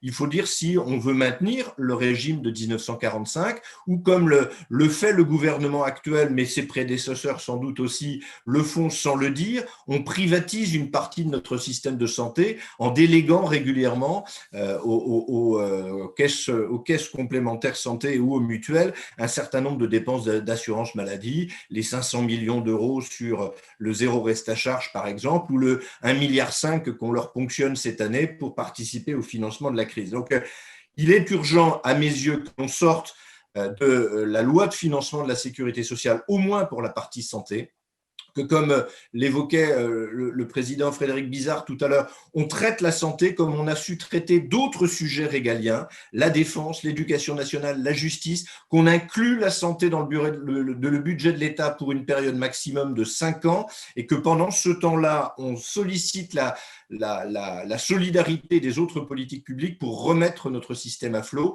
Et ce délai de 5 ans doit nous permettre de réfléchir aussi à ce que devront être de nouvelles sources de financement pour notre système de santé, parce qu'avec 49 milliards d'euros de déficit cette année, avec un rétablissement des comptes de la CADES qui est repoussé à des calendes grecques dont on ne voit même plus le terme à ce jour, on ne pourra pas imaginer, refondre, repenser, réorganiser sur la base de propositions intelligentes comme vous l'avez fait, un système qui n'a plus un sous-vaillant et dont le seul objectif depuis 25 ans, c'est de rentrer dans un entonnoir budgétaire qui aura fini par le tuer. Voilà, merci de votre attention en espérant ne pas avoir été trop long. Alors, merci pour votre vision, Jean-Carl Grelier, et pour vos mots d'encouragement, sachant que nous, notre objectif est en passe d'être réalisé, c'est-à-dire de construire une base consensuelle de réforme, mais l'objectif final, c'est qu'en effet, les prochaines échéances soient une échéance électorale où la santé, ce n'est pas parce qu'on le souhaite, parce que les gens sont concernés par le professionnel de santé, et c'est absolument indispensable que la santé soit un des sujets majeurs, à la fois pendant la campagne présidentielle et dans les réformes du prochain quinquennat. Monsieur Cyril Isaac Sibi, s'il vous plaît, merci. Bonjour à tous, merci à vous. D'abord, merci effectivement pour ce travail qui est très intéressant, qui est passionnant, qui permet effectivement de réfléchir et d'avoir une vision qui soit sinon à long terme, à moyen terme. Moi, j'aimerais revenir, effectivement, on a parlé beaucoup de santé, moi j'aimerais de soins. Moi, j'aimerais parler effectivement de santé, comme vous le disiez. Les soins, entre guillemets, sont individuels. La santé et la santé publique, pour moi, effectivement, est populationnelle. Moi, pour définir une politique de santé un peu globale, ce qu'il faut d'abord, c'est connaître l'état de la population. Et grosso modo, je pense qu'on la connaît très mal, que ça soit au niveau national ou que ça soit au niveau territorial. C'est pour ça que, pour moi, il y a quelque chose qui est essentiel avant de bâtir toute politique, c'est connaître l'état de la santé, et ça passe effectivement par les data. Ça passe effectivement par le développement des systèmes d'information, ça passe effectivement par le DMP, ça passe par le Health Data Hub, et il y a des pas qui sont faits, qu'on a voté récemment, et notamment l'effort de 2 milliards d'investissement vis-à-vis des data, vis-à-vis effectivement de la connaissance de l'état de la population, je dis qu'elle soit individuelle ou qu'elle soit populationnelle. Pour moi, c'est fondamental. L'intérêt, effectivement, c'est cette connaissance. Après, elle peut être déclinée, elle peut être au niveau national, et après, elle peut être déclinée en fonction des territoires. Et on sait, comme a dit le Dr Prudhomme, effectivement, il y a des grandes différences territoriales. Ça, c'est la première chose. Donc, premièrement, connaître l'état de la population via le système d'information. Et quelque part, là, en 18 mois, je pense qu'on va faire on va faire un bond. En tout cas, je l'espère. Deuxième chose, effectivement, par rapport à l'état de santé, il faut avoir des indicateurs et se mettre d'accord sur des indicateurs de santé, que ce soit au niveau national, au niveau territorial. Et ça, c'est un travail à faire. Concernant la gouvernance, je suis tout à fait d'accord avec vous. Effectivement, la santé, à mon avis, alors c'est intéressant dans le sens où il n'y a pas longtemps, j'étais ministère de la Santé, j'ai traîné un petit peu, on me faisait attendre, et j'ai vu effectivement que depuis le départ, le ministère, c'était un ministère de santé publique. Effectivement, le ministère de santé publique, c'est devenu le ministère de la Santé. Et je pense effectivement qu'il faut revenir à quelque chose de santé publique, et pour ça, pour moi, ça peut être qu'interministériel. Dans le sens où, lorsqu'on parle de santé, ça concerne bien évidemment les soins, donc l'assurance maladie, plutôt la santé. Ça concerne effectivement aussi tout ce qui est environnement. La prévention environnementale, c'est l'alimentation, c'est le sport, c'est l'éducation. Donc pour moi, la santé publique ne peut être qu'interministérielle. Alors au niveau des acteurs, bien évidemment, il y a les projets de santé, et vous l'avez très bien décliné, grosso modo, dans tous leurs sens. Mais justement, il n'y a pas que ça. Il y a aussi, et moi j'insiste, c'est le travail que je fais depuis 3 ans au niveau de l'Assemblée nationale, c'est tous les médecines de prévention, que ce soit effectivement la PMI, la médecine scolaire, la médecine du travail, qui ont un rôle important à jouer. Et puis, ça va bien aussi au-delà, lorsqu'on parle de santé et de santé publique, ça doit toucher l'ensemble des acteurs, et ça va aussi bien du professeur que d'animateur, que l'éducateur sportif. Et donc, il faut prendre ça, à mon avis, dans sa globalité, la globalité de l'enfant, et après la globalité de l'adulte, et puis après du retraité. Alors, il y a des choses qui vont dans le bon sens, et notamment lorsque vous parlez de territoire, c'est les CPTS. Les CPTS, c'est effectivement l'organisation d'une médecine de ville via des territoires. Et donc, grosso modo, lors des dernières lois, on a poussé cette organisation territoriale de la médecine de ville au niveau des territoires, c'est les CPTS. Il y a des choses qui, je suis d'accord un petit peu avec vous, qui sont un petit peu à contresens, c'est les GHT, ou entre guillemets, quelque part, si on parle territoire, ça va un petit peu au contresens par rapport au GHT, par rapport à la gouvernance des GHT. Il y a quelque chose qui est très important aussi pour moi, c'est le lien entre l'hospitalisation publique et privée. On voit bien que dans la crise qu'on vient de vivre, il faut vraiment effectivement faire un lien entre tout ça. Et donc, c'est pour ça que je vous rejoins assez sur des espèces de conférences territoriales de santé qui réunissent l'ensemble des acteurs. Hôpital public, privé, médecine de ville, et je vous dis l'ensemble des acteurs qui participent à la santé. Au niveau du financement, c'est vrai, et on peut le regretter. Hein. Moi, j'avais fait tout un travail pour avoir ce qu'on appelle des jaunes et des oranges budgétaires qui concernent la santé publique, dans le sens où on ne sait même pas actuellement ce qu'on dépense.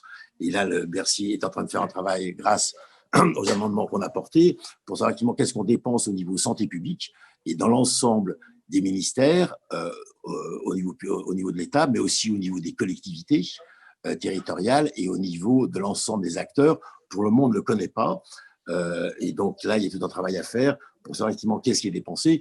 Moi, j'ai soutenu lors du dernier PLFSS le fait comme vous le dites, Simon, qu'on rassemble l'ensemble des financements au moins de l'État dans le sixième sous-objectif. Hein, pour le moment, c'est autres charges de santé, alors que c'est là, effectivement, où se concentrer beaucoup des dépenses de santé publique. Je suis d'accord aussi avec vous par rapport à la rémunération au parcours, notamment pour les prises en charge à 100%. Alors, effectivement, il y a tout un dossier qui était le dossier qu'avait fait Jean-Marc Aubert. Je ne sais pas exactement où est-ce qu'il en est, mais c'est quelque chose qui est un petit peu enterré. Effectivement, quelque part, il faut le remettre.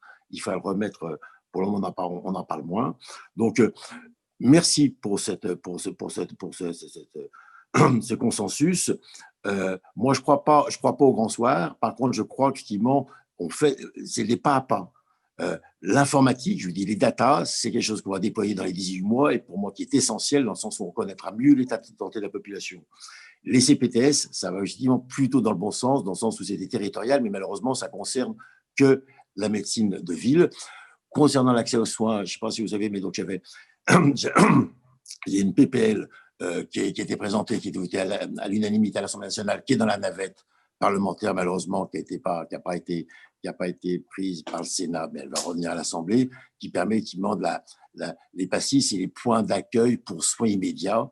C'est un petit peu ce que vous disiez, ça, effectivement, il faut le pousser, et j'espère bien effectivement qu'on aura l'occasion, d'ici la fin de la législature, de faire en sorte que ces points d'accueil pour soins immédiats puissent passer. Et c'est vrai qu'on est actuellement dans une loi qui va arriver, une PPL qui va arriver au mois de décembre concernant la gouvernance des GHT. Comme vous, effectivement, je m'interroge un petit peu dans le sens où je serais plutôt effectivement pour une prise en charge territoriale et pas une prise en charge centralisée, une gouvernance centralisée des GHT. Merci à vous et puis j'espère qu'on va continuer à travailler ensemble. Je dis avancer pas à pas, mais je pense qu'on est plutôt dans la bonne direction. Merci bien. Comptez sur nous. Merci, M. Ezati. Boris Vallaud pour le Parti socialiste. Merci en tout cas pour ce travail considérable qui a été accompli. D'abord, un mot sur la méthode. La conférence de consensus nous paraît être une très bonne méthode. Et puis le retour que vous faites aux élus de la nation qui peuvent avoir à en débattre me paraît tout à fait utile, en particulier dans le moment où on entend de plus en plus revendiquer une forme d'acte 2 du Ségur de la santé pour des réformes qui soient des réformes en profondeur et des réformes structurelles. Sur le fond de vos propositions, il y a évidemment beaucoup d'aspects, et on l'a entendu dans les prises de parole, qui sont des aspects consensuels. Et c'est le cas aussi s'agissant du travail que nous conduisons au Parti socialiste, et dont je pourrais d'ailleurs vous rendre destinataire. On est évidemment favorable à la transformation globale des 3 secteurs que vous proposez pour mettre de la cohérence dans l'action. Ça paraît évidemment tout à fait nécessaire. Le parti pris de prendre d'abord en considération les besoins en santé plutôt que d'offres de soins me paraît aussi tout à fait majeur comme point. Et en effet, la crise sanitaire, le docteur Prudhomme l'a dit, a révélé des inégalités de santé absolument considérables, des inégalités non seulement de besoins, mais d'offres tout à fait saisissants. On partage aussi, quand on est dans une grande logique transformatrice, la nécessité d'une concertation et d'une mobilisation coordonnée de tous les acteurs professionnels et institutionnels. Et si vous ne l'avez pas fait, je pense que ce sera utile que vous puissiez avoir des liens avec les élus locaux. Je pense en particulier aux maires qui sont dans les conseils d'administration des hôpitaux et les présidents de conseils départementaux pour tout l'aspect médico-social, donc la gouvernance territoriale, la réforme de la gouvernance hospitalière, la notion de délégation de services publics, expérimentation locale, tout ça, ce sont des sujets sur lesquels nous pouvons tout à fait nous retrouver.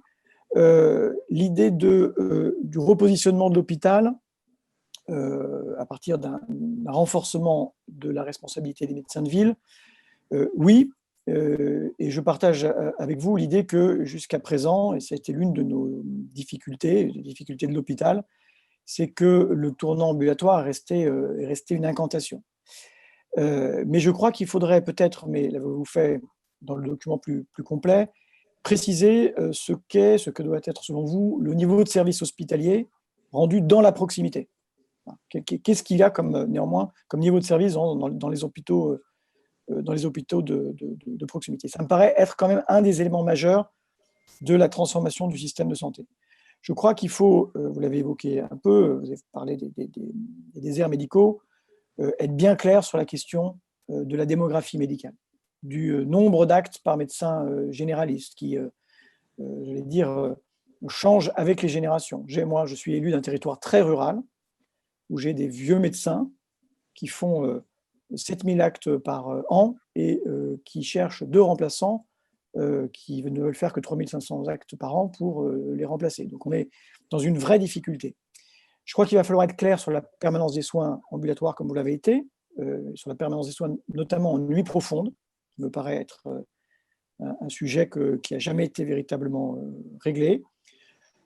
Il me semble qu'il faut poser la question de façon assez différente dans les zones surdotées en médecins et les zones sous-dotées. Et la question de la liberté d'installation ou des aménagements à la liberté d'installation ne me paraît pas de pouvoir être l'objet d'une esquive. Pour ce qui nous concerne, nous avons parlé de conventionnement sélectif pour l'installation des médecins, parce que, qu'on le veuille ou non, l'hôpital restera totalement pivot s'il n'y a pas de médecine de ville. Et renvoyé aujourd'hui vers la médecine de ville, il y a des territoires dans lesquels ça n'est absolument pas possible. L'approche santé publique, évidemment, je la partage très largement. La question de la prévention, la redéfinition des politiques de prévention est nécessaire, mais là aussi, on parle régulièrement de santé publique, régulièrement de politique de prévention, d'éducation à la santé. Ça fonctionne très bien dans les programmes électoraux.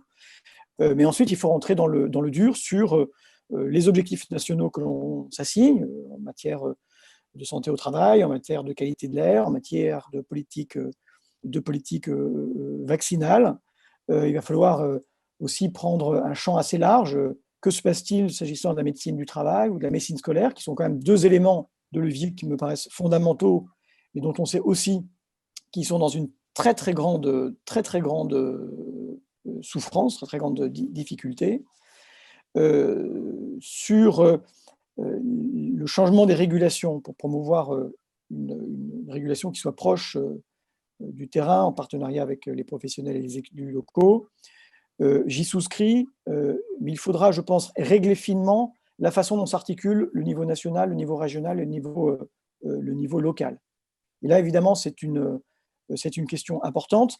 Elle pose celle de l'égalité d'accès aux soins. De la même manière, je ne suis pas certain que vous soyez allé au bout de votre réflexion sur le partage entre ce qui relèverait de l'ARS et ce qui relèverait de la CPAM. Et je me pose la question de savoir si scinder la régulation entre la santé publique et les soins, c'est pas rester au milieu du gué.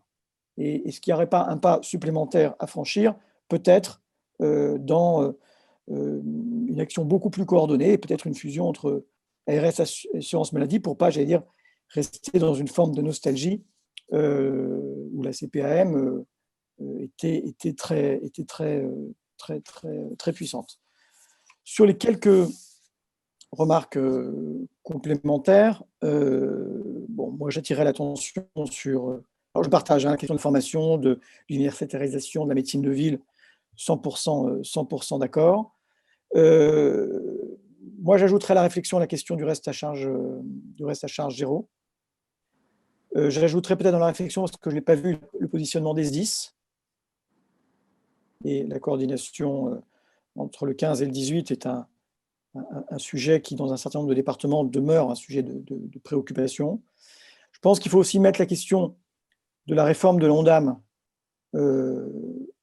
aussi comme un des déterminants qui nous redonne la vue sur notre politique de santé et sur notre politique de santé publique. Aujourd'hui, pour le parlementaire que je suis bien incapable de vous dire ce qu'il y a derrière l'ONDAM, qui est un outil de pilotage budgétaire, mais qui n'est pas un outil de politique de santé publique. Je ne sais pas ce qu'il advient de l'offre de soins, je ne sais pas quelle est la charge de travail par personnel, je ne sais pas quel est le niveau d'investissement. En fait, bref, on n'en sait rien, je ne sais pas quel est le niveau de la recherche sur un certain nombre de sujets, de la recherche clinique, ou alors il faut les chercher, et c'est très compliqué, donc ça me paraît important. Sur le financement, il y aura évidemment un débat à avoir, mais je suis assez séduit sur ce que vous dites sur les complémentaires santé. Sur la réforme de la tarification, là aussi, je pense qu'il est toujours utile de garder en mémoire les reproches que l'on formulait à la dotation globale, notamment le poids politique du président du conseil d'administration dans le niveau de la dotation. Je pense qu'il faut aussi, et c'est la réflexion que moi j'ai faite dans l'expérimentation qui est lancée sur, j'allais dire, une tarification qui soit pour partie T2A, pour partie de dotation socle, dans le PLFSS pour 2021. Je vois bien ce que ça donne la première année, peut-être la deuxième année, c'est-à-dire que les établissements qui auront une augmentation de leur activité vont choisir la T2A, ceux qui auront une baisse de leur activité vont choisir la dotation globale. Première année, c'est assez clair. Comment va être indexée la dotation globale dans les années qui suivent? Comment va être tarifée l'activité dans les années qui suivent? Je n'en sais rien. Donc, il y a évidemment un certain nombre de choses à préciser. De la même manière, la dotation populationnelle me paraît tout à fait importante.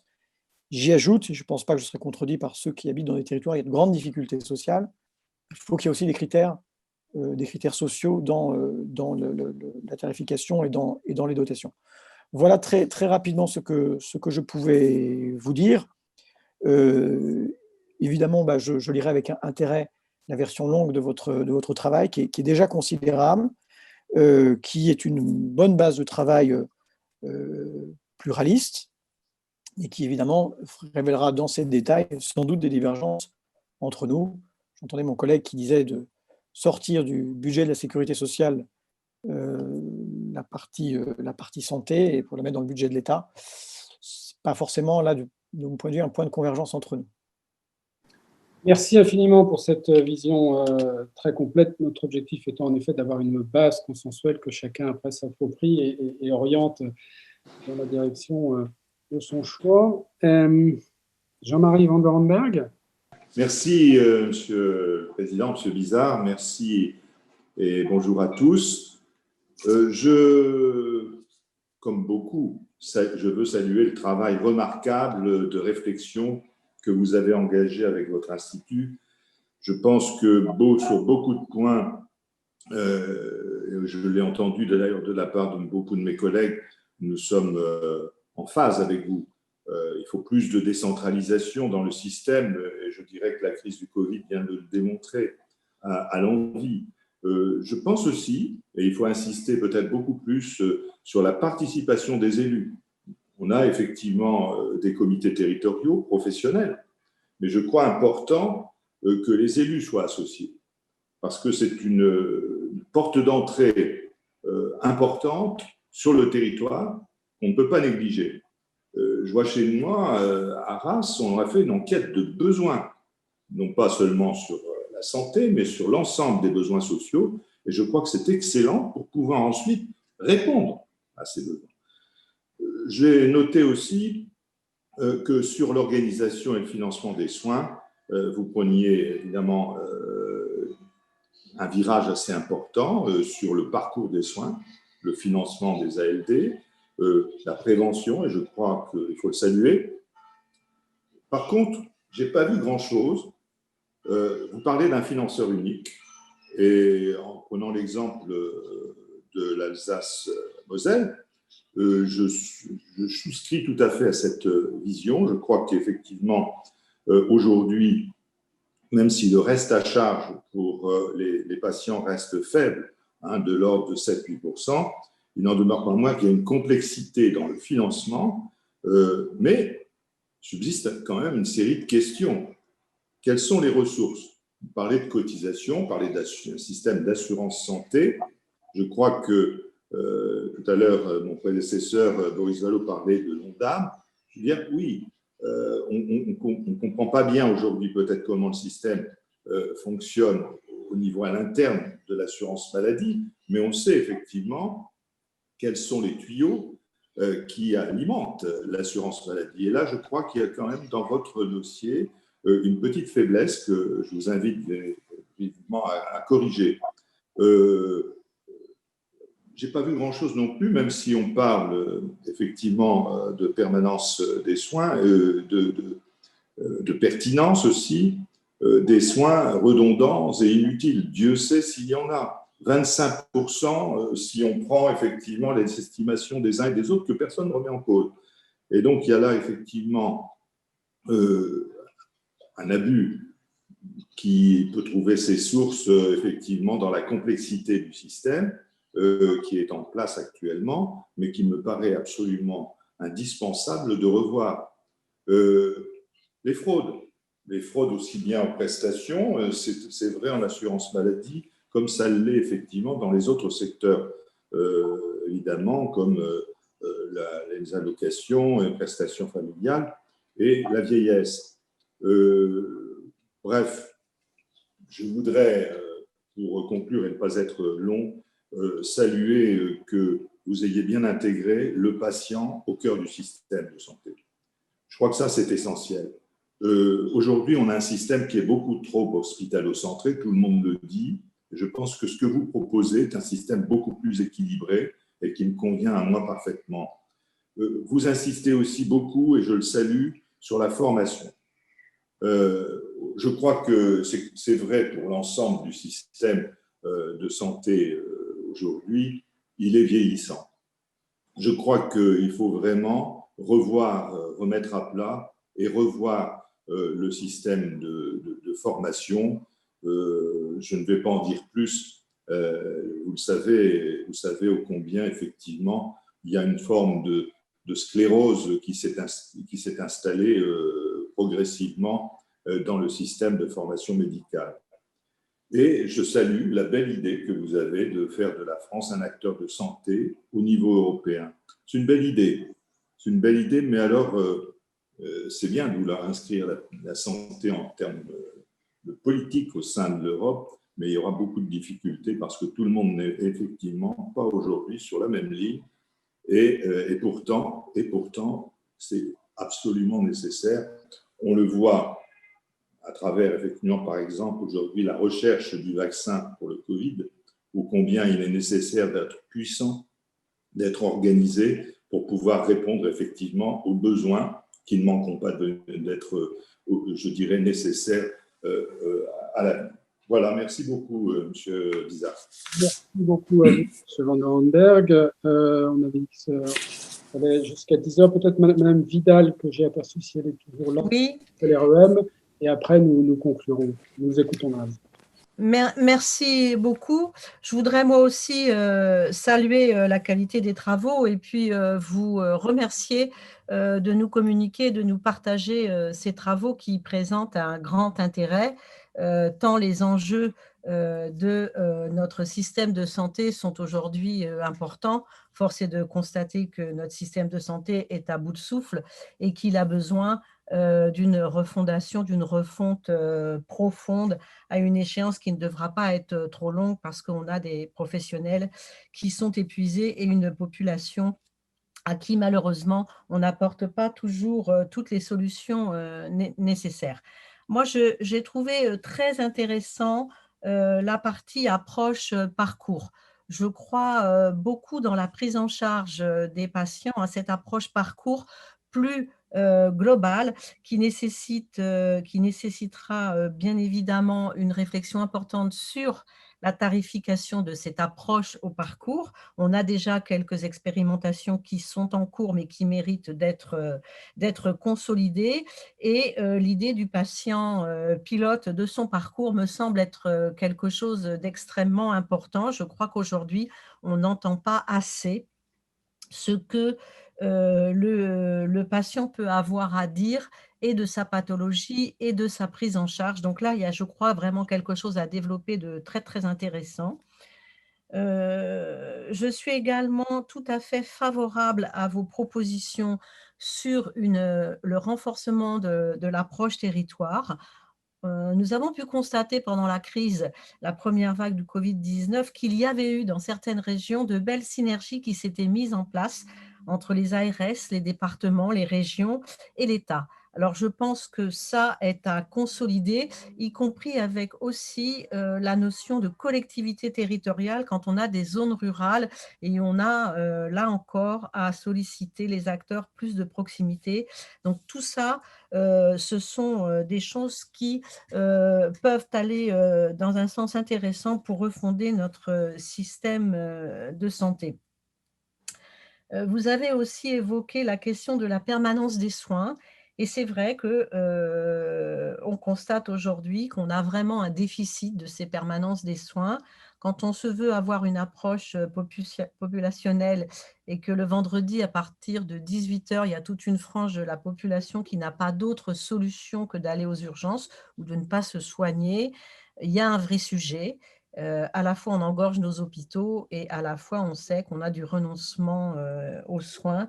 Donc je pense qu'il y a aussi une responsabilisation de l'ensemble du corps médical par rapport à cette permanence des soins. Et si jusqu'alors nous n'avons pas voulu aller vers des demandes un peu coercitives, on va peut-être devoir prendre un virage plus ferme si on veut avoir une permanence de soins digne de ce nom. Et je vais être brève parce que beaucoup de choses ont été dites. Je voudrais quand même évoquer un point qui, pour le moment, pour moi, est un point de réserve. Je dis bien pour le moment, puisque je crois qu'il y a une réflexion à maturer sur ce sujet. C'est ce que vous avez évoqué en ce qui concerne une loi de programmation pluriannuelle.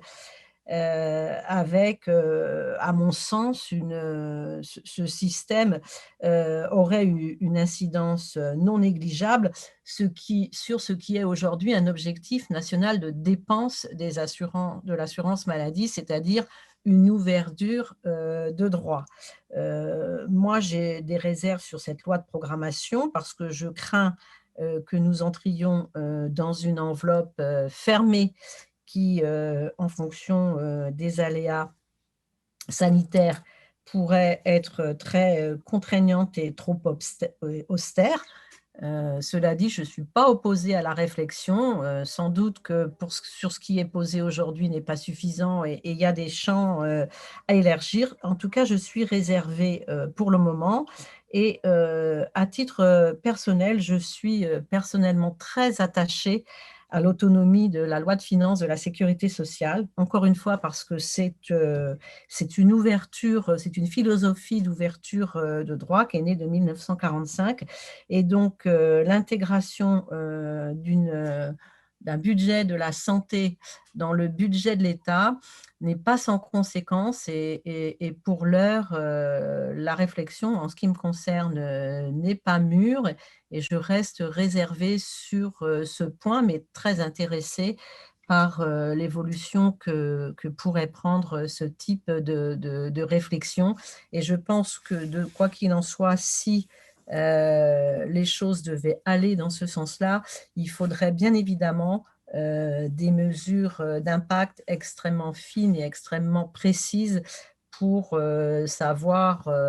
pouvoir mesurer les conséquences de telles décisions. Enfin, sur un certain nombre de sujets de mesures non financières évoquées lors du Ségur, notre groupe a déposé une proposition de loi pour un certain nombre d'améliorations, de simplifications.